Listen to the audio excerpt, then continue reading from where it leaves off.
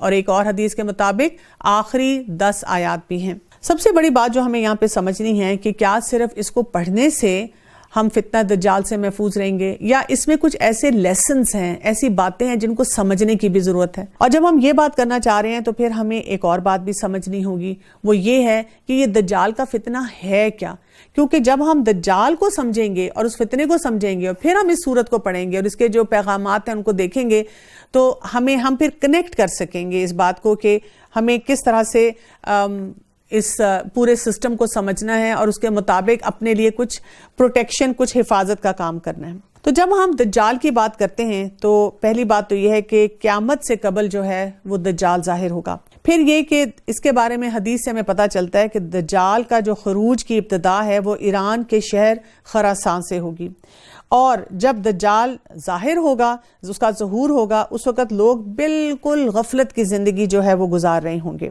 ایک حدیث میں آتا ہے کہ فاطمہ بنت قیس رضی اللہ عنہا فرماتی ہیں کہ ایک روز رسول اللہ صلی اللہ علیہ وسلم عشاء کی نماز کے لیے دیر سے تشریف لائے، فرمایا مجھے تمیم داری کی ان باتوں نے روک لیا جو وہ مجھ سے کر رہا تھا، اور تمیم نے ایک شخص کے حوالے سے مجھے بتایا کہ وہ آدمی سمندر کے کسی جزیرے پر کشتی کے سمندری طوفان میں پھنس جانے کی وجہ سے پہنچ گیا، جہاں اسے ایک عورت ملی جو اپنے بالوں کو کھینچ رہی تھی۔ اس آدمی نے عورت سے پوچھا تو کون ہے؟ عورت نے کہا میں دجال کی جاسوس ہوں، تو ذرا اس محل کی طرف آ۔ میں اس محل میں چلا گیا، وہاں میں نے ایک آدمی کو دیکھا جو بالوں کو کھینچ رہا تھا اور توق اور سلاسل میں جکڑا ہوا تھا، اور وہ زمین و آسمان کے درمیان اچھل کود کر رہا تھا۔ میں نے پوچھا تو کون ہے؟ اس آدمی نے جواب دیا میں دجال ہوں۔ پھر دجال نے پوچھا کیا امیوں کے نبی ظاہر ہو گئے؟ اس آدمی نے جواب دیا ہاں۔ دجال نے پوچھا لوگوں نے اس کی اطاعت کی یا نافرمانی؟ اس آدمی نے کہا اطاعت۔ دجال نے کہا یہ ان کے لیے اچھا ہے۔ اسی طرح سے جب ہم دجال کے بارے میں پڑھتے ہیں تو دجال کا حلیہ بھی ہے پورا، اس کی یعنی کہ اس کی فزیکل اپیرنس جو ہے اس کو بھی بتایا جاتا ہے۔ عبداللہ بن عمر رضی اللہ عنہ سے روایت ہے کہ رسول اللہ صلی اللہ علیہ وسلم نے فرمایا میں نے خواب میں دیکھا کہ میں طواف کر رہا ہوں اور اچانک میں نے ایک آدمی کو دیکھا گندم گو سیدھے بالوں والا، اور اس کے بالوں سے پانی ٹپک رہا ہے جیسے ابھی ابھی غسل کیا ہو۔ میں نے پوچھا یہ کون ہے؟ انہوں نے کہا عیسیٰ ابن مریم۔ پھر میں نے دوسری طرف توجہ کی تو ایک سرخ رنگ کا موٹا آدمی نظر آیا جس کے سر کے بال گھنگریالے اور آنکھ کانی تھی اور جس طرح پھولیا ہوا انگور ہو۔ تو میں نے پوچھا یہ کون ہے؟ تو جواب دیا گیا کہ یہ دجال ہے۔ انس رضی اللہ عنہ کہتے ہیں کہ نبی کریم صلی اللہ علیہ وسلم نے فرمایا کوئی نبی ایسا نہیں آیا جس نے اپنی امت کو کانے اور جھوٹے دجال سے نہ ڈرایا ہو اور آگاہ رہو وہ کانا ہوگا اور تمہارا رب کانا نہیں ہے، اور دجال کی دونوں آنکھوں کے درمیان کافر لکھا ہوا ہے۔ اب اس کی نوعیت کیا ہوگی؟ یعنی جب ہم یہ حدیث پڑھتے ہیں تو بہت سے لوگ اس کو بہت طریقے سے انٹرپریٹ کرنا شروع کر دیتے ہیں کہ ایسے ہوگا۔ کچھ لوگ کہتے ہیں وہ 1 آئی ہے، تو اب اگر ٹی وی اسکرین کو دیکھتے ہیں تو کہتے ہیں یہ بھی 1 آئی ہے، یا اور اس قسم کے کوئی سائن دیکھتے ہیں تو یہ بھی 1 آئی ہے۔ اس میں کچھ حقیقت بھی ہو سکتی ہے لیکن اللہ ہی بہتر جانتا ہے۔ ہمارا کام کیا ہے کہ جب ہم ان احادیث کو پڑھیں تو ان احادیث کی روشنی میں ہی سمجھیں کہ اللہ تعالیٰ کے پیارے نبی صلی اللہ علیہ وسلم نے ہمیں کیا بتایا ہے، اور خاص طور پہ جو ہمیں بتایا گیا ہے کہ اس سے بچنے کے اسباب جو کرنے ہیں ہم اس کی طرف زیادہ توجہ دیں۔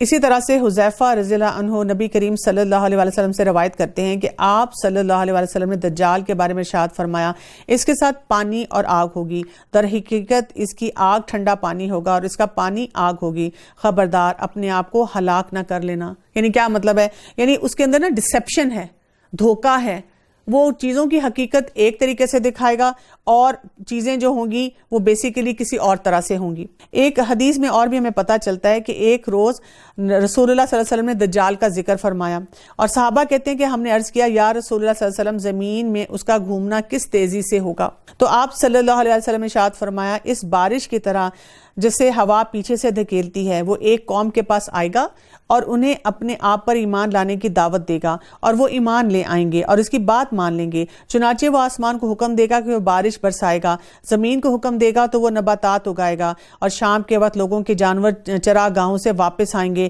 تو وہ ان کی کوہانیں پہلے سے بڑی ہوں گی اور تھن کشادہ ہوں گے اور پسلیاں خوب بھری ہوئی ہوں گی، یعنی وہ جو جانور ہیں وہ خوب موٹے تازے نظر آ رہے ہوں گے۔ یہ اس قوم کے ایمان لانے کا صلہ ہوگا۔ پھر وہ دوسری قوم کے پاس جائے گا اور انہیں اپنے آپ پر ایمان لانے کی دعوت دے گا۔ لیکن وہ اس کی دعوت کا انکار کر دیں گے۔ چنانچہ دجال وہاں سے چلا جائے گا اور ان پر قحط سالی مسلط ہو جائے گی اور ان کے مالوں میں سے کچھ بھی ان کے پاس نہ رہے گا۔ دجال ویران جگہ کی طرف چلا جائے گا اور زمین کو حکم دے گا کہ اپنے خزانے اگل دے، تو زمین اپنے خزانے اس طرح نکال کر جمع کر دے گی جس طرح شہد کی مکھیاں بڑی مکھیوں کے گرد ہجوم کرتی ہیں۔ تو آپ دیکھیں کہ یہ سارے معاملات ہمیں پتہ چل رہے ہیں۔ پھر ہمیں یہ بھی پتہ چلتا ہے کہ جب دجال کا ظہور ہوگا اس کے بعد کسی کا ایمان لانا قابل قبول نہیں ہوگا، اور آدم علیہ السلام سے لے کر قیامت تک فتنہ دجال سے بڑا کوئی فتنہ نہیں آیا، اور دجال کے زمانہ پانے والے لوگوں کو دجال کا آمنا سامنا کرنے سے گریز کرنے کا حکم دیا گیا۔ یعنی انسان کو یہ نہیں کہا گیا کہ آپ اتنے بہادر بنیں کہ آپ کہیں کہ اچھا میں اس کا مقابلہ کروں گا۔ فتنہ دجال اس قدر عالمگیر ہوگا کہ مکہ مکرمہ اور مدینہ منورہ کے علاوہ دنیا کا کوئی ملک اور شہر اس کے فتنے سے محفوظ نہیں رہے گا۔ اسی طرح سے اس کا عرصہ کتنا ہوگا، جو حدیث سے پتہ چلتا ہے کہ ہمارے شب و روز کے مطابق فتنہ دجال کی مدت 1 سال 2 ماہ اور 2 ہفتے ہوگی، لیکن اس کی پھر ہم دیکھتے ہیں کہ نوعیت کیا ہوگی وہ اللہ ہی بہتر جانتا ہے۔ اور پھر یہ کہ ایران کے ایک شہر اصفہان سے 70,000 یہود دجال کا ساتھ دیں گے۔ پھر اسی طرح یہ بھی پتہ چلتا ہے کہ موٹے اور چوڑے چہرے والی بہت سی قومیں جو ہیں وہ دجال پر ایمان لے آئیں گی۔ پھر اسی طرح سے جب ہم دجال کے بارے میں جانتے ہیں تو ہمیں یہ بھی اندازہ ہوتا ہے احادیث کو پڑھنے کے بعد کہ عیسیٰ علیہ السلام دجال کو خود اپنے نیزے سے قتل کریں گے، اور دریائے اردن پر بھی دجال سے اہل ایمان کا ایک مارکہ ہوگا۔ پھر دجال کے خلاف جہاد میں ایک بھی یہودی زندہ نہیں بچے گا، حتیٰ کہ کسی پتھر یا درخت کی آڑ میں کوئی یہودی چھپا ہوگا تو وہ پتھر اور درخت پکارے گا کہ اے مسلمان میرے پیچھے یہودی چھپا ہوا ہے، اسے قتل کر دو۔ تو دجال کے بارے میں جب بھی ہم جانتے ہیں یا پڑھنے کی کوشش کرتے ہیں تو ہمیں بہت ڈیٹیلز ملتی ہیں، بہت اوتھینٹک ریفرنسز ہیں، اور یہ ہمارا جو ایمان ہے اس کا حصہ ہے۔ اسی لیے ہمیں اپنے بچوں کو بھی ایجوکیٹ کرنا ہے، اپنے ارد گرد لوگوں کو بھی بتانا ہے، کیونکہ ہم اب بہت سی روایات سے جو سمجھتے ہیں تو ہم دیکھ رہے ہیں کہ ہم بہت سے فتنوں کے دور میں ہیں اور بہت سی ایسی باتیں ہمارے سامنے آ بھی رہی ہیں۔ اسی لیے ہم دیکھتے ہیں کہ ہمارے پیارے نبی صلی اللہ علیہ وآلہ وسلم نماز میں درود شریف کے بعد یہ دعا مانگا کرتے تھے، اللہم انی اعوذ بک من عذاب القبر واعوذ بک من فتنۃ المسیح الدجال واعوذ بک من فتنۃ المحیا والممات، اللہم انی اعوذ بک من المأثم والمغرم۔ اور اس میں کیا آتا ہے، اے اللہ میں تیری پناہ مانگتا ہوں عذاب قبر سے، مسیح دجال کے فتنے سے، زندگی اور موت کے فتنوں سے، اور گناہ اور قرض سے۔ تو خوبصورت دعا ہے جس کو کہ پڑھتے رہنا چاہیے۔ اسی لیے ہمیں یہ بتایا گیا ہے، جیسے ایک اور روایت میں آتا ہے کہ جو انسان ایک جمعے کو سورہ الکہف پڑھتا ہے اور دوسرے جمعے کو جب پڑھتا ہے تو درمیان میں جو وقت ہے یہ اس کے لیے نور کی طرح ہے۔ تو اب ہم سمجھنے کی کوشش کریں کہ جو ہم یہ سورہ الکہف پڑھتے ہیں اس میں بیسیکلی کچھ واقعات آئے ہیں، اور وہ جو واقعات ہیں ان میں ہائی لائٹ کیا گیا ہے کہ کون کون سے چیلنجز ہیں جن کے اوپر ہمیں کام کرنے کی ضرورت ہے، کیونکہ انہی چیلنجز کے ذریعے دجال جو ہے لوگوں کو ایمان سے ڈگمگائے گا، ان کا جو ہے ایمان کو ضائع کرے گا۔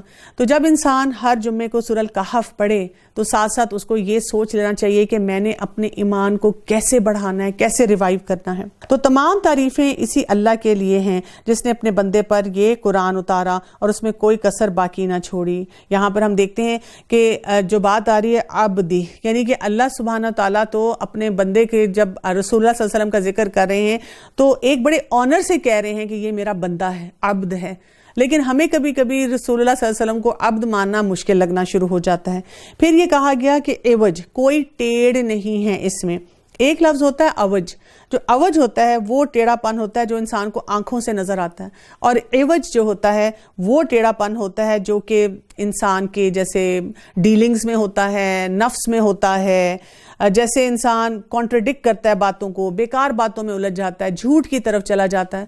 تو کسی قسم کا بھی ٹیڑھا پن اس میں نہیں ہے، بلکہ ہر طرح سے ٹھیک ٹھاک رکھا تاکہ اپنے پاس کی سخت سزا سے ہوشیار کر دے اور ایمان لانے اور نیک عمل کرنے والوں کو خوشخبریاں سنا دے کہ ان کے لیے بہترین بدلہ ہے جس میں وہ ہمیشہ ہمیشہ رہیں گے، اور ان لوگوں کو بھی ڈرا دے جو کہتے ہیں کہ اللہ تعالیٰ اولاد رکھتا ہے، در حقیقت نہ تو خود انہیں اس کا علم ہے نہ ان کے باپ داداؤں کو۔ یہ تہمت بڑی بری ہے جو ان کے منہ سے نکل رہی ہے اور وہ نرا جھوٹ بک رہے ہیں۔ اب دیکھیں یہاں پر خاص طور پہ یہ جو ٹرینٹی کا کانسیپٹ ہے اس کے بارے میں بات کی جا رہی ہے۔ ابن عباس رضی اللہ عنہ سے روایت ہے کہ رسول اللہ صلی اللہ علیہ وسلم نے فرمایا، اللہ تعالیٰ فرماتا ہے ابن آدم مجھے جھٹلاتا ہے حالانکہ اسے یہ زیب نہیں دیتا، اور وہ مجھے گالیاں دیتا ہے حالانکہ اسے یہ نہیں کرنا چاہیے۔ اس کا جھٹلانا تو یہ ہے کہ وہ یہ خیال کر بیٹھا ہے کہ میں اسے مار ڈالنے کے بعد پھر زندہ کرنے پر قادر نہیں ہوں، اور اس کا مجھے گالیاں دینا یہ ہے کہ وہ میری اولاد بتلاتا ہے حالانکہ میں پاک ہوں، بلند و بالا ہوں اس سے کہ میری اولاد یا بیوی ہو۔ پس اگر یہ لوگ اس بات پر ایمان نہ لائیں تو کیا آپ ان کے پیچھے اس رنج میں اپنی جان ہلاک کر ڈالیں گے؟ فَلَعَلَّكَ بَاخِعٌ نَفْسَكَ عَلَىٰ آثَارِهِمْ إِن لَّمْ يُؤْمِنُوا بِهَٰذَا الْحَدِيثِ أَسَفًا۔ رسول اللہ صلی اللہ علیہ وسلم کی کیفیت بیان کی جا رہی ہے، اور آپ دیکھیں آج کے دور میں بھی یہ جو لفظ ہے نا باخن، کہ انسان بس کہتا ہے کہ مجھے کچھ ہو جائے گا۔ آپ دیکھیں ایسے والدین جن کو یہ نظر آتا ہے کہ ان کی اولاد دین کو نہیں سمجھ رہی، ان کی اولاد صحیح راستے پہ نہیں، ان کی بھی یہی حالت ہو جاتی ہے۔ اسی طرح سے آپ دیکھیں کہ ایسے علماء، ایسے دین کو سمجھنے والے لوگ جب معاشرے میں دیکھتے ہیں ان کی بھی یہی کیفیت ہو جاتی ہے۔ تو یہاں پہ ایسے تمام لوگوں کو کیا بتایا جا رہا ہے کہ رسول اللہ صلی اللہ علیہ وسلم کو جیسے کہا گیا کہ کیا آپ اپنے آپ کو ہلاک ہی کر دیں گے؟ اور آپ دیکھیں کہ کئی دفعہ جب والدین ایسا محسوس کرتے ہیں تو ان کو یہ بات بتانی پڑتی ہے، سمجھانی پڑتی ہے کہ آپ بہت زیادہ اگر غم میں چلے جائیں گے تو شاید جو کرنے کا کام ہے وہ آپ کا پیچھے رہ جائے گا۔ روئے زمین پر جو کچھ ہے ہم نے اسے زمین کی رونق کا باعث بنایا ہے کہ ہم انہیں آزما لیں کہ ان میں سے کون نیک اعمال والا ہے۔ اس پر جو کچھ ہے ہم اسے ایک ہموار صاف میدان کر ڈالنے والے ہیں۔ کیا تو نے اپنے خیال میں غار اور قطبے والوں کو ہماری نشانیوں میں سے کوئی بہت عجیب نشانی سمجھ لیا ہے؟ ان چند نوجوانوں نے جب غار میں پناہ لی تو دعا کی، ربنا آتنا من لدنک رحمتا وہیئ لنا من امرنا رشدا، کہ اے ہمارے پروردگار ہمیں اپنے پاس سے رحمت عطا فرما اور ہمارے کام میں ہمارے لیے راہ یابی کو آسان کر دے۔ اب یہ کون سی بات آ رہی ہے یہاں پر؟ اب یوتھ سے بات شروع ہو رہی ہے، اور یوتھ کے لیے کیونکہ بہت بڑا چیلنج ہوتا ہے مٹیریلزم کا، دنیا کی ٹیمپٹیشنز کا اور اپنی ڈیزائرز کا۔ اب یہ ایک ایسی کمیونٹی کی بات ہو رہی ہے، کہا جاتا ہے کہ ایک علاقہ تھا جہاں کا بادشاہ تھا، وہ مشرک تھا اور وہ سب پہ بہت سختی کرتا تھا، اور ظاہر ہے سب شرک میں ملوث تھے، اور یہ چند نوجوان تھے جو کہ پیور تھے، فطرت پہ تھے، اور وہ اللہ کی عبادت کرنا چاہتے تھے۔ اور اب ان کے لیے کیا ہوا کہ جب ان کو لگا کہ ان کے لیے سوسائٹی میں سروائیول مشکل ہو رہا ہے تو انہوں نے کیا کیا کہ غار میں جا کے پناہ لی، اور وہاں پر بھی انہوں نے کیا کیا کہ اللہ سے رحمت طلب کی۔ تو یہ بھی ایک اہم نقطہ ہے جو کہ ہمیں یاد رکھنا ہے، کیونکہ جب ہم سورہ کہف پڑھیں گے تو آپ دیکھیں گے کہ یہاں پہ تقریباً 7 رحمتوں کا ذکر کیا گیا، اور جہاں جہاں پہ یہ رحمت آئے گی آپ اس کو نوٹ کرتے جائیے گا۔ تو انہوں نے کیا کیا؟ اپنے رب سے رحمت مانگی تاکہ اللہ تعالیٰ کی طرف سے آسانی آئے۔ پس ہم نے ان کے کانوں پر گنتی کے کئی سال تک انہیں اس غار میں پردے ڈال دیے، پھر ہم نے انہیں اٹھا کھڑا کیا کہ ہم یہ معلوم کر لیں کہ دونوں گروہوں میں سے اس انتہائی مدت کو جو انہوں نے گزاری ہے کس نے زیادہ یاد رکھا۔ ہم ان کا صحیح واقعہ تیرے سامنے بیان کرتے ہیں۔ یہ چند نوجوان اپنے رب پر ایمان لائے تھے اور ہم نے ان کی ہدایت میں ترقی دی تھی۔ ہم نے ان کے دل مضبوط کر دیے تھے جبکہ یہ اٹھ کر کھڑے ہوئے اور کہنے لگے، ہمارا پروردگار تو وہی ہے جو آسمان و زمین کا پروردگار ہے، ناممکن ہے کہ ہم اس کے سوا کسی اور کو معبود پکاریں۔ اگر ایسا کیا تو ہم نے نہایت ہی غلط بات کی۔ اب آپ سوچیں کہ نوجوان ہیں، ینگ لڑکے ہیں، اور پھر بھی کلیئرٹی آف تھاٹ کتنی زیادہ ہے، فوکس کتنا بہترین ہے ان کا۔ یہ ہے ہماری قوم جس نے اس کے سوا اور معبود بنا رکھے ہیں، اور ان کی خدائی کی یہ کوئی صاف دلیل کیوں پیش نہیں کرتے؟ اللہ پر جھوٹا افطرا باندھنے والے سے زیادہ ظالم کون ہے؟ جبکہ تم ان سے اور اللہ کے سوا ان کے اور معبودوں سے کنارہ کش ہو گئے تو اب تم کسی غار میں جا بیٹھو، تمہارا رب تم پر اپنی رحمت پھیلا دے گا اور تمہارے لیے تمہارے کام میں سہولت مہیا کر دے گا۔ تو اس یوتھ کو کیا کہا گیا کہ اب وہ دنیا سے کٹ کر ایک اپنا الگ ایک سسٹم بنائیں جس میں اپنے آپ کو پروٹیکٹ کریں، اور ان کو غار میں بھیج دیا گیا تاکہ یہ ساری چیزوں سے کٹ کر جو ہے وہ اپنے ایمان کو بڑھا سکیں۔ اب دیکھیں یہاں سے ہمیں ایک بہت اہم بات پتہ چلتی ہے، وہ یہ ہے کہ ہمارے یوتھ میں بھی بہت خیر ہے اگر ہم اس کو ایکسپلور کرنے کی کوشش کریں۔ پھر ہم یہ دیکھیں گے کہ جس یوتھ کو جب انسان جوان ہوتا ہے اور اس کو یہ سمجھ آ جائے کہ اللہ تعالیٰ کی عظمت کیا ہے اور توحید کے بارے میں اس کو احساس ہو جائے، تو وہ لوگ خود سے اپنے آپ کو جو ہے وہ روکنا چاہتے ہیں اور وہ سوسائٹی کا حصہ نہیں بننا چاہتے۔ آپ دیکھیں گے کہ آفتاب بوقت طلوع ان کے غار سے دائیں جانب کو جھک جاتا ہے اور بوقت غروب ان کے بائیں جانب کترا جاتا ہے، اور وہ اس غار کی کشادہ جگہ میں ہیں۔ یہ اللہ کی نشانیوں میں سے ہے۔ اللہ جس کی رہبری فرمائے اور وہ راہ راست پر ہے، اور جسے وہ گمراہ کر دے ناممکن ہے کہ آپ اس کا کوئی کارساز اور رہنما پا سکیں۔ آپ خیال کریں گے کہ وہ بیدار ہیں، حالانکہ وہ سوئے ہوئے ہیں۔ خود ہم ہی انہیں دائیں بائیں کروٹیں دلاتے ہیں۔ ان کا کتا بھی چوکھٹ پر اپنے ہاتھ پھیلائے ہوئے ہے۔ اگر آپ جھانک کر انہیں دیکھنا چاہیں تو ضرور الٹے پاؤں بھاگ کھڑے ہوں گے، اور ان کے روب سے آپ پر دہشت چھا جاتی ہے۔ اب دیکھیں کہ ہم جو بات کر رہے ہیں کہ یہ نوجوان ہیں، اور یہ اللہ کی خاطر انہوں نے ساری کمیونٹی کو چھوڑا، سارے اپنے فن کو چھوڑا، ساری انٹرٹینمنٹ کو چھوڑا، اور صرف اللہ کی خاطر یہ اپنی زندگی کو جو ہے بچانا چاہتے تھے ان تمام مسائل سے۔ تو اللہ تعالیٰ نے کیا کیا، ان کو غار میں بھیج دیا، غار میں ان کو سلا دیا، اور سونے میں بھی دیکھیں سال ہا سال یہ سوئے رہے وہاں پر۔ عام حالات میں اگر کوئی انسان سال ہا سال سویا رہتا ہے، جس کو ہم کوما کی سٹیج کہتے ہیں، تو اس کو تو اتنی کروٹیں بدلنی پڑتی ہے، اتنی بیڈ کیئر چاہیے ہوتی ہے، تو اس کو بیڈ سورس بن جاتے ہیں۔ لیکن دیکھیں اللہ تعالیٰ نے ان کے جسم کو بھی درست رکھا، ان کو سن لائٹ بھی صحیح طریقے سے ملتی رہی، ان کی حفاظت کے لیے وہاں پر ایک کتا بھی بیٹھا ہوا تھا جو کہ غار پہ وہاں پر ان کو مانیٹر کر رہا تھا۔ اسی طرح ہم نے انہیں جگا کر اٹھا دیا اور آپس میں پوچھ گچھ کرنے لگے۔ ایک کہنے والے نے کہا، کیوں بھائی تم کتنی دیر ٹھہرے رہے؟ انہوں نے کہا، ایک دن یا ایک دن بھی نہیں۔ کہنے لگے، تمہارے ٹھہرے رہنے کا بخوبی علم اللہ ہی کو ہے۔ یعنی اب کیا ہوا کہ ایک وقت آیا کہ اللہ تعالیٰ نے ان کو جگا دیا، اور جب وہ اٹھے تو واپس میں ایک دوسرے سے پوچھ رہے ہیں۔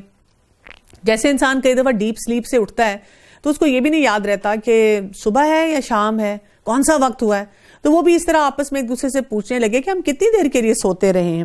اور پھر انہوں نے کہا کہ اللہ ہی بہتر جانتا ہوگا۔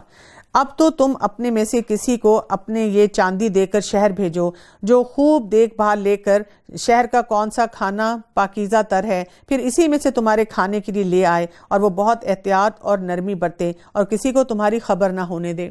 تو اب ظاہر ان کو بھوک لگی، انہوں نے اپنے کسی ساتھی سے کہا کہ کون جائے گا اور جا کر کھانا لے کر آئے۔ اور آپ دیکھیں کہ یہاں پر جو انہوں نے بات کی، ایھا ازکا طعامن، کھانے کے لیے جب انہوں نے پیسے نکالے تو یہ نہیں کہا کہ کون سے فاسٹ فوڈ سے ہم جو ہے جنک آرڈر کریں گے اور کیسے کیسے لوازمات کے ساتھ کھائیں گے، کیونکہ بھئی بڑی بھوک لگی ہوئی ہے۔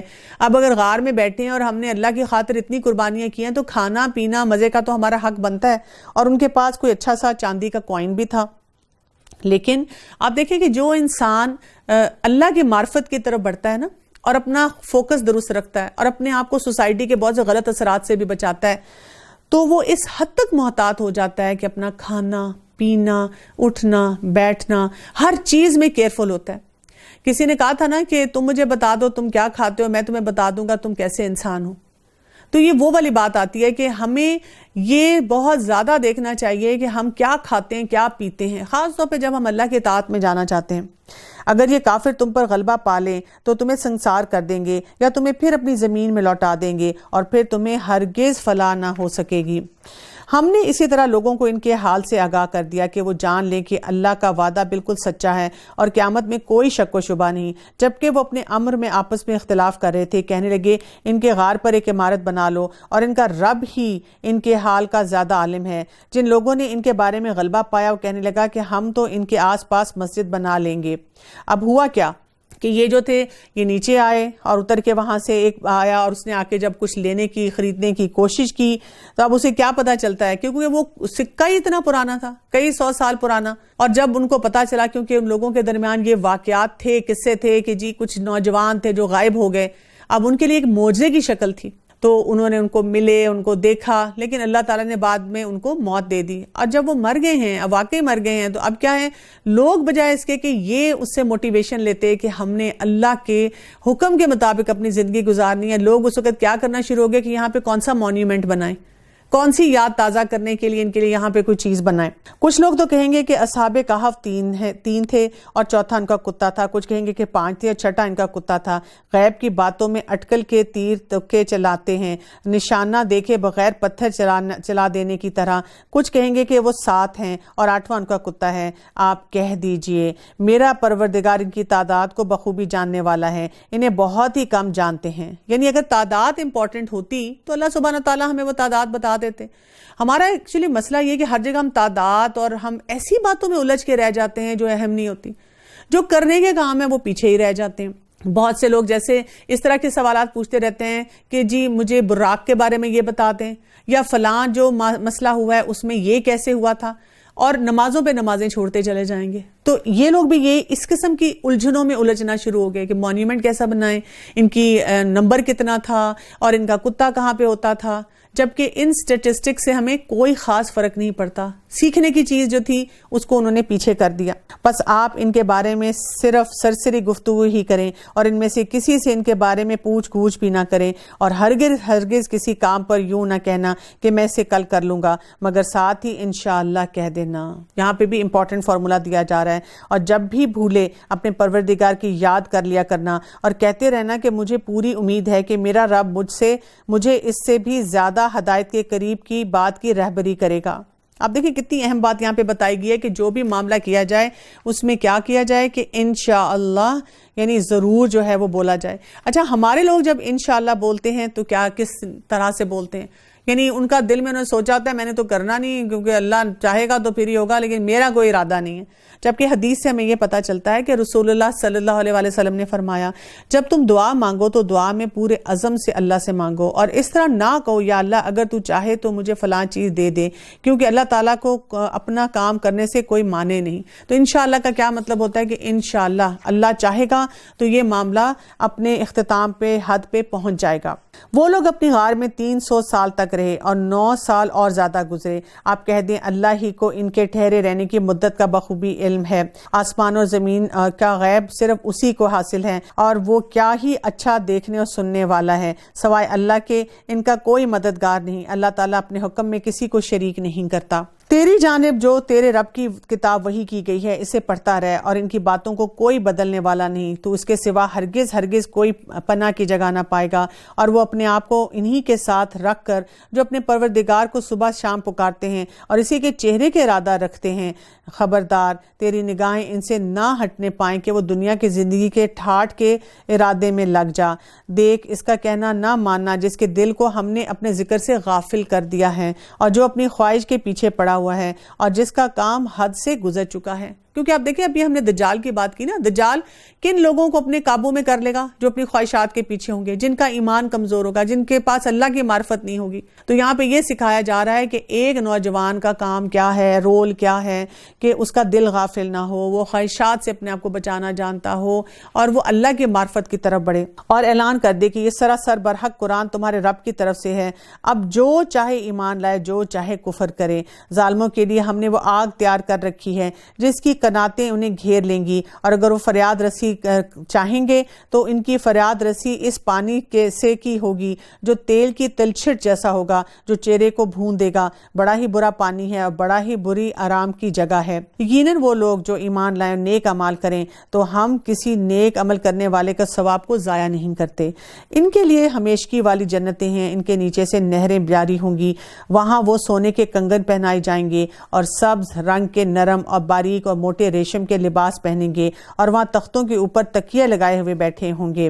نعمت ثواب و حسنت مرتفقہ, کیا خوب بدلہ ہے اور کتنی عمدہ آرام کی جگہ ہے. یعنی اب دیکھیں کہ دونوں کا موازنہ بھی دے دیا گیا نا, کہ دنیا میں انسان جو اپنے معاملات کرتا ہے اب وہ خود فیصلہ کر لے کہ اس کے ساتھ آخرت میں کیا ہوگا.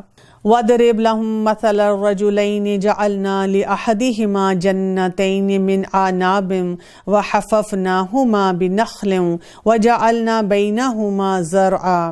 اور انہیں ان دو شخصوں کی مثال بھی سنا دیں جن میں سے ایک کو ہم نے 2 باغ انگوروں کے دے رکھے تھے, جنہیں کھجوروں کے درختوں سے ہم نے گھیر رکھا تھا, اور دونوں کے درمیان کھیتی لگا رکھی تھی. تو پہلی سٹوری ختم ہوگی, اب دوسری سٹوری آگے. اب اس میں ہم کیا دیکھ رہے ہیں کہ 2 لوگ ہیں اور ان کے پاس گارڈنز ہیں اور ان کا لینڈ ہے اور اس میں بہت ساری کراپس ہیں. دونوں باغ اپنا پھل خوب لائے اور اس میں کسی طرح کی کمی نہ ہوئی, اور ہم نے ان باغوں کے درمیان نہریں جاری کر رکھی تھیں. الغرض اس کے پاس میوے تھے. ایک دن اس نے باتوں ہی باتوں میں اپنے ساتھی سے کہا, میں تجھ سے زیادہ مالدار ہوں اور جتھے کے اعتبار سے بھی زیادہ مضبوط ہوں. جیسے کچھ لوگ کہتے ہیں نا, جب ساری محنت کرتے ہیں, ان کا کاروبار بہت چلتا ہے, وہ کہتے ہیں آئی ایم سیلف میڈ, سب کچھ میں نے خود کیا ہے, اسکریچ سے سٹارٹ کیا ہے, باقی لوگ بھی ان کو بہت گلوریفائی کرتے ہیں کہ ہاں بھئی واہ دیکھو یہ تھا کیا، اس نے کتنی محنت کی، اور یہ اپنے باغ میں گیا تھا اور تھا اپنی جان پر ظلم کرنے والا، کہنے لگا کہ میں خیال نہیں کر سکتا کہ کسی وقت بھی یہ برباد ہو جائے گا، اور نہ میں قیامت کو قائم ہونے والی خیال کرتا ہوں، اور اگر بالفرض میں اپنے رب کی طرف لوٹایا بھی گیا تو یقیناً میں اس لوٹنے کی جگہ اس سے بھی زیادہ بہتر پاؤں گا۔ اس نے کہا اللہ مجھ سے بھی راضی ہے، یہاں پہ سب کچھ مجھے ملا ہوا ہے، سب کچھ میں نے خود ہی کیا، اپنی محنت سے کیا، اور وہاں پہ بھی مجھے سب کچھ ملے گا، میرے میں کون سی ایسی برائی ہے۔ اس کے ساتھی نے اس سے باتیں کرتے ہوئے دیکھا تو کہا تو اس معبود سے کفر کرتا ہے جس نے تجھے مٹی سے پیدا کیا، پھر نطفے سے، پھر تجھے پورا آدمی بنا دیا، لیکن میں تو عقیدہ رکھتا ہوں کہ وہی اللہ میرا پروردگار ہے اور میں اپنے رب کے ساتھ کسی کو شریک نہیں ٹھہراتا۔ تو نے اپنے باغ میں جاتے وقت کیوں یہ نہ کہا کہ اللہ کا چاہنا ہونے والا ہے، کوئی طاقت نہیں مگر اللہ کی مدد سے، اگر تو مجھے مال اور اولاد میں اپنے سے کم دیکھ رہا ہے۔ اب آپ دیکھیں یہاں پہ کیا کہا گیا کہ جب آپ وہاں جاتے ہیں تو یہ کہا گیا وَلَوْلَا إِذْ دَخَلْتَ جَنَّتَكَ قُلْتَ مَا شَاءَ اللَّهُ لَا قُوَّةَ إِلَّا بِاللَّهِ إِن تَرَنِي أَنَا أَقَلَّ مِنْكَ مَالًا وَوَلَدًا۔ کیوں نہیں یہ کہا؟ یعنی ہم سب کے لیے یہاں پہ بہت اہم میسج یہ ہے کہ جب انسان کہیں جاتا ہے، آتا ہے، اپنی نعمتوں کی طرف نظریں دوڑاتا ہے تو اس وقت کیا کہنے کی ضرورت ہوتی ہے؟ کس چیز کی طرف انسان کو توجہ دینی چاہیے؟ یہ کہے انسان ما شاء اللہ لا قوت الا باللہ۔ ابو ہریرہ رضی اللہ عنہ سے روایت ہے کہ کسی نے پوچھا لا حول ولا قوت الا باللہ، یعنی جس کے معنی ہیں کہ اللہ کے حکم اور توفیق کے بغیر نہ کچھ کرنے کی طاقت ہے اور نہ کسی چیز سے بچنے کی طاقت ہے، یہ جنت کا خزانہ ہے؟ تو انہوں نے کہا اسی طرح نہیں، بلکہ جس طرح سورہ کہف میں آیا ہے، یعنی ما شاء اللہ لا قوت الا باللہ، یعنی جو اللہ چاہے وہی ہوتا ہے اور اللہ کے حکم اور توفیق کے بغیر کچھ نہیں ہوتا۔ تو ایسے جو کلمات ہوتے ہیں ان کو بہت زیادہ پڑھتے رہنا چاہیے۔ بہت ممکن ہے کہ میرا رب مجھے تیرے اس باغ سے بھی بہتر دے اور اس پر آسمانی عذاب بھیج دے تو یہ چٹریل اور صاف میدان بن کے رہ جائے۔ اب آپ دیکھیں یہاں پہ بیسیکلی سمجھ کے آ رہی ہے کہ ایک انسان جو ہے وہ اللہ پہ بھروسہ کر رہا ہے اور دوسرا انسان جو ہے وہ ٹوٹل ریلائنس اپنے پر ہے کہ میں بڑی چیز ہوں اور جو کچھ کیا ہے میں نے ہی سب کچھ خود کیا ہے، یا اس کا پانی نیچے اتر جائے اور تیرے بس میں نہ رہے کہ تو اسے ڈھونڈ لائے اور اس کے سارے پھل گھیر لیے گئے، بس وہ اپنے اس خرچ پر جو اس نے اس میں سے کیا تھا اپنے ہاتھ ملنے لگا، اور باغ تو اوندھا الٹا پڑا ہوا تھا، اور وہ شخص یہ کہہ رہا تھا کہ کاش میں اپنے رب کے ساتھ کسی کو بھی شریک نہ ٹھہراتا۔ اس کی حمایت میں کوئی جماعت نہ اٹھی کہ اللہ سے اس کا کوئی بچاؤ کرتی، اور نہ وہ خود ہی بدلہ لینے والا بن سکا۔ یہیں سے ثابت ہے کہ اختیارات اللہ برحق کے لیے ہیں اور وہ ثواب دینے کے انجام کے اعتبار سے بہت ہی بہتر ہے۔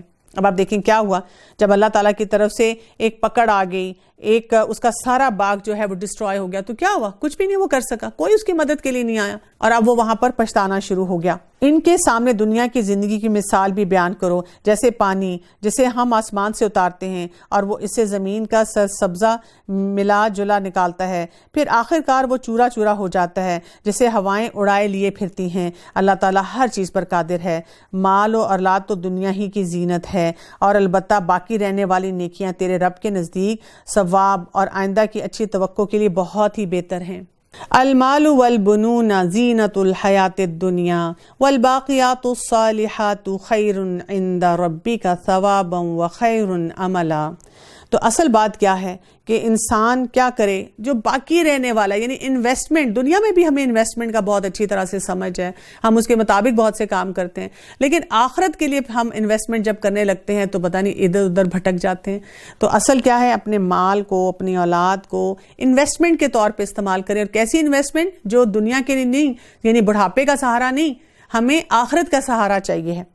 اور جس دن ہم پہاڑوں کو چلائیں گے اور زمین کو تو صاف کھلی ہوئی دیکھے گا، اور تمام لوگوں کو ہم اکٹھا کریں گے اور ان میں سے ایک بھی باقی نہ چھوڑیں گے، اور سب کے سب تیرے رب کے سامنے صف بستہ حاضر کیے جائیں گے۔ یقیناً تم ہمارے پاس اسی طرح آئے جس طرح ہم نے تمہیں پہلی مرتبہ پیدا کیا تھا، لیکن تم تو اسی خیال میں رہے کہ ہم ہرگز تمہارے لیے کوئی وعدے کا وقت مقرر نہیں کریں گے، اور نامہ اعمال سامنے رکھ دیے جائیں گے۔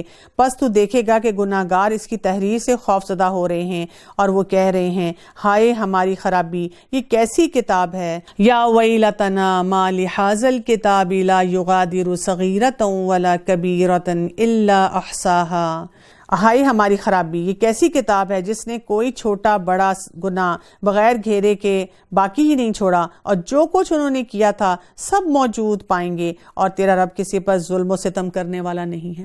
سوچیں نا ذرا، اگر ہم ایک دن کے لیے یا ایک ہفتے کے لیے ایکٹیویٹی کر لیں کہ اپنے جو کام کریں اس کو ڈاکیومنٹ کریں، ایک چیز، اس کے بارے میں مجھے غصہ آیا، اس کو میں نے یہ بولا، اس کے ساتھ میں نے یہ کیا، یعنی ابھی تو ہم کلی طور پہ یہ کام کر ہی نہیں سکتے جس طرح اللہ تعالیٰ نے سسٹم بنایا ہے کہ ہماری ہر چیز ڈاکیومنٹ ہو رہی ہے، اس پہ بھی انسان کو شرمندگی ہوتی ہے۔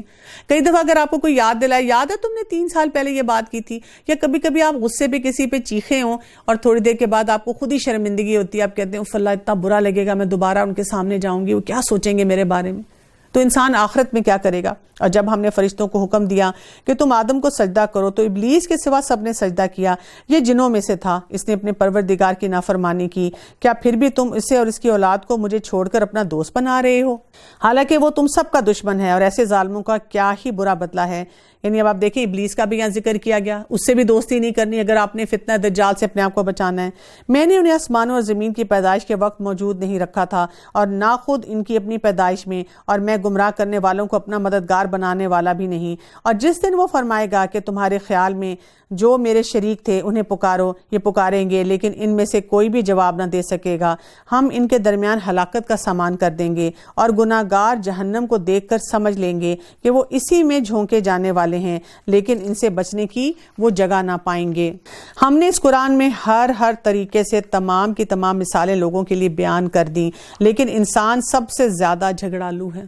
اب یہ دیکھیں قرآن کے بارے میں کیا آ رہا ہے، وَلَقَدْ صَرَّفْنَا فِي هَذَا الْقُرْآنِ لِلنَّاسِ مِنْ كُلِّ مَثَلٍ وَكَانَ الْإِنسَانُ أَكْثَرَ شَيْءٍ جَدَلًا۔ جدال کرتا ہے، جھگڑا بہت زیادہ کرتا ہے۔ امام تیمیہ جو ہیں وہ جدال کے بارے میں کہتے ہیں کہ اس کی مختلف اقسام ہوتی ہیں۔ جیسے ایک جدال وہ ہے جس کو ہم کہتے ہیں بالحق وللحق، یعنی حق کے لیے جھگڑنا اور حق کے طریقے سے جھگڑنا، اور وہ کیا ہے، وہ بہت پسندیدہ ہے۔ پھر اسی طرح ایک اور طریقہ ہوتا ہے، اس کو ہم کہتے ہیں للباطل و بالباطل، کہ باطل کے لیے، غلط کام کے لیے جھگڑا ہے اور طریقہ بھی بہت غلط ہے، باطل ہے، تو یہ تو انتہائی بری بات ہے۔ پھر کچھ جھگڑے ایسے ہوتے ہیں جس کو ہم کہتے ہیں بالحق للباطل، کہ ہے تو حق، یعنی کہ آپ کہتے ہیں میری نیت صاف ہے اور میرا یہ ارادہ نہیں تھا، میں ایسے نہیں کرنا چاہتی تھی، لیکن جو آپ طریقہ اختیار کر لیتے ہیں وہ باطل ہے، وہ اچھا نہیں ہے، تو یہ بات بھی درست نہیں ہے۔ پھر ایک اور طریقہ ہے جس میں ہوتا ہے بالباطل للحق، کہ آپ باطل کے لیے کام کر رہے ہیں لیکن آپ کہتے ہیں بھئی میں ہوں تو سچی نا اس معاملے میں، اور یہ بھی پسندیدہ نہیں ہے۔ تو ہم جب بھی کسی بات پہ آواز اٹھا رہے ہیں، جھگڑ رہے ہیں، معاملہ کر رہے ہیں، کسی مسئلے کو حل کرنا چاہ رہے ہیں، تو ہمیں کیا کرنا ہے، بالحق ہو اور للحق ہو، کہ ہو بھی حق اور اس کا طریقہ بھی جو ہے وہ بھی درست ہو۔ لوگوں کے پاس ہدایت آ چکنے کے بعد انہیں ایمان لانے اور اپنے رب سے استغفار کرنے سے صرف اسی چیز نے روکا کہ اگلے لوگوں کا سب معاملہ انہیں بھی پیش آئے یا ان کے سامنے کھلم کھلا عذاب موجود ہو جائے۔ ہم تو اپنے رسولوں کو صرف اسی لیے بھیجتے ہیں کہ وہ خوشخبریاں سنا دیں اور ڈرا دیں۔ کافر لوگ باطل کے سہارے جھگڑتے ہیں اور وہ چاہتے ہیں کہ اس سے حق کو لڑا کھڑا دیں۔ انہوں نے میری آیتوں کو اور جس چیز سے ڈرایا جائے اسے مذاق بنا ڈالا ہے۔ اس سے بڑھ کر ظالم کون ہے جسے اس کے رب کی آیتوں سے نصیحت کی جائے؟ وہ پھر بھی منہ موڑ رہے ہیں اور جو کچھ ان کے ہاتھوں نے آگے بھیج رکھا ہے اسے بھول جائیں۔ بے شک ہم نے ان کے دلوں پر پردے ڈال دیے ہیں کہ وہ اسے نہ سمجھیں اور ان کے کانوں میں گرانی ہے۔ گو تو انہیں ہدایت کی طرف بلاتا رہے لیکن یہ کبھی بھی ہدایت نہیں پائیں گے۔ تیرے پروردگار بہت ہی بخشش والا اور مہربانی والا ہے۔ وَرَبُّكَ الْغَفُورُ ذُو رَحْمَةٍ، اور وہ اگر ان کے اعمال کی سزا میں پکڑے تو بے شک انہیں جلد ہی عذاب دے دے، بلکہ ان کے لیے ایک وعدے کی گھڑی مقرر ہے جس سے وہ سرکے کی ہرگز جگہ نہیں پائیں گے۔ اب آپ دیکھیں کہ یہاں پر بھی بتا دیا گیا کہ اللہ تعالیٰ کی رحمت کتنی زیادہ ہے، اور آپ دیکھیں اللہ کی رحمت کے بھی مختلف درجے ہیں۔ جیسے ہم سورہ البقرہ کی آخری آیات میں بھی پڑھا تھا نا کہ ایک درجہ عفو درگزر کا ہے۔ عفو کیا ہے؟ اللہ تعالیٰ کی طرف سے جب آتا ہے کہ اللہ تعالیٰ لکھے ہی نہ، یعنی اللہ تعالیٰ ہماری بات کو جو ہم سے غلطی کی ڈاکیومنٹ ہی نہ کرے۔ پھر اس کے بعد ہم دیکھتے ہیں کہ اللہ تعالیٰ کا غفور ہونا آتا ہے جس میں کیا ہے کہ لکھ لیا گیا، ڈاکیومنٹ ہو گیا، ہمیں دکھا بھی دیا چھپا کے، لیکن لوگوں کے سامنے ایکسپوز نہیں کیا گیا۔ اور پھر اللہ کی رحمت کی بات بھی آتی ہے، اور رحمت کیا ہوتی ہے کہ ہم نے توبہ کرنی تھی، ہم نے استغفار پڑھنا تھا، ہم نے معافی مانگنی تھی، اپنے رویے پہ بھول گئے تو اللہ سبحانہ و تعالیٰ وہ بھی ہماری وہاں پر اس نیت کو ایکسیپٹ کر لیتا ہے کہ سوچا تھا لیکن جو کرنے کا کام تھا وہ ہم کسی وجہ سے جو ہے وہ نہ کر سکے. وہ بستیاں جنہیں ہم نے ان کے مظالم کی بنا پر غارت کر دیا اور ان کی تباہی کی بھی ہم نے ایک میعاد مقرر کر رکھی ہے. جبکہ موسیٰ نے اپنے نوجوان سے کہا کہ میں تو چلتا ہی رہوں گا یہاں تک کہ 2 دریاؤں کے سنگم پر پہنچوں، خواہ مجھے سال ہر سال چلنا پڑے. اب یہ ہمارا اگلا واقعہ شروع ہو رہا ہے اور اس واقعے میں موسیٰ علیہ السلام کا ہم دیکھیں گے اور یہاں پہ ہم علم کی اہمیت دیکھیں گے اور علم حاصل کرنے کے آداب کے بارے میں بات ہوگی. موسیٰ علیہ السلام کے بارے میں آتا ہے کہ اس کا بیک گراؤنڈ ہے کہ ایک دفعہ کسی مجلس میں کسی نے موسیٰ علیہ السلام سے پوچھا کہ کوئی آپ سے زیادہ علم رکھنے والا انسان ہے، تو انہوں نے کیا کہا تھا کہ میں نہیں جانتا کہ مجھ سے زیادہ اس بات کو جاننے والا کوئی ہے.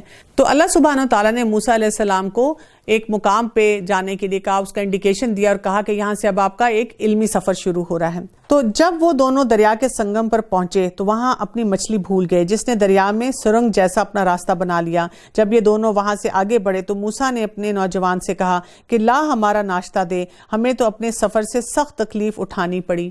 اس نے جواب دیا کہ آپ نے دیکھا بھی جب ہم پتھر سے ٹیک لگا کر آرام کر رہے تھے وہیں میں مچھلی بھول گیا تھا. دراصل شیطان نے ہی مجھے بھلا دیا کہ میں آپ سے اس کا ذکر کروں. اس مچھلی نے ایک انوکھے انداز میں دریا میں اپنا راستہ بنا لیا. موسیٰ نے کہا یہی تھا جس کی تلاش میں ہم تھے، چنانچہ وہیں سے اپنے قدموں کے نشان ڈھونڈتے ہوئے واپس لوٹے. پس ہمارے بندوں میں سے ایک بندے کو پایا جسے ہم نے اپنے پاس کی خاص رحمت عطا فرمائی تھی اور اسے اپنے پاس سے خاص علم سکھا رکھا تھا.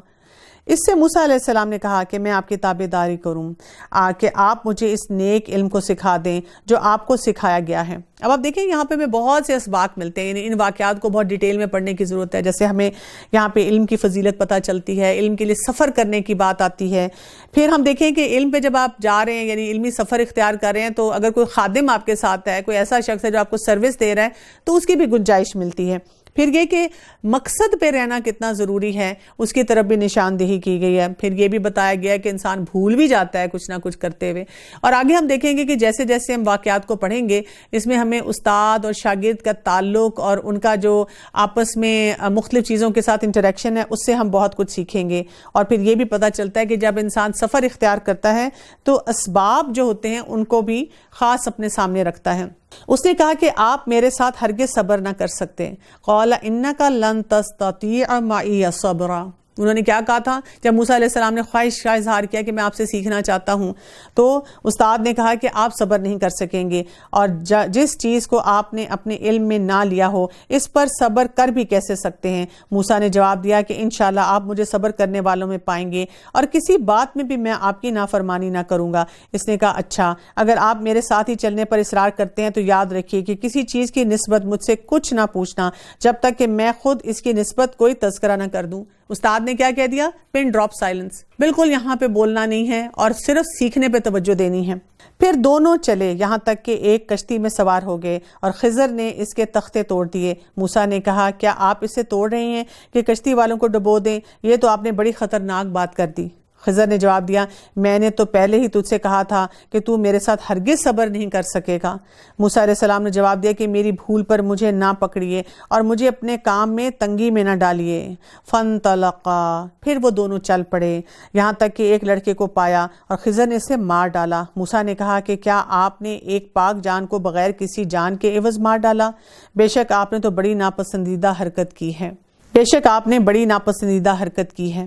اب اس کا جواب انہوں نے خضر نے کیا دیا یہ انشاءاللہ ہم کل پڑھیں گے اگلے پارے میں. لیکن یہاں تک کے لیے ہمیں غور و فکر کرنے کے لیے بہت سے مقامات ملے ہیں اور ان سب باتوں پہ ہم سوچیں، والدین کی اہمیت کو سمجھیں. اسی طرح سے سورہ کہف کو پڑھنے کے لیے اپنے گھر والوں کے لیے پوری پلاننگ کریں. اور رمضان کے دنوں میں ہم ان کی جو شروع کی جو 10 آیات ہیں اور آخری 10 آیات ہیں خاص طور پہ ان کو یاد بھی کر سکتے ہیں اور اپنی فیملی ممبرز کے ساتھ بیٹھ کر یہ سارے جو میسیجز ہیں ان کو ریوائز بھی کر سکتے ہیں. اور انشاءاللہ ہم جب یہ واقعہ پورا پڑھیں گے تو پھر ہمیں سمجھ آئے گی کہ اس کو ہم دجال کے فتنے کے ساتھ کیسے کنیکٹ کرتے ہیں. وآخر دعوانا ان الحمد للہ رب العالمین. سبحانک اللہم وبحمدک اشہد ان لا الہ الا انت استغفرک واتوب الیک. السلام علیکم ورحمۃ اللہ وبرکاتہ.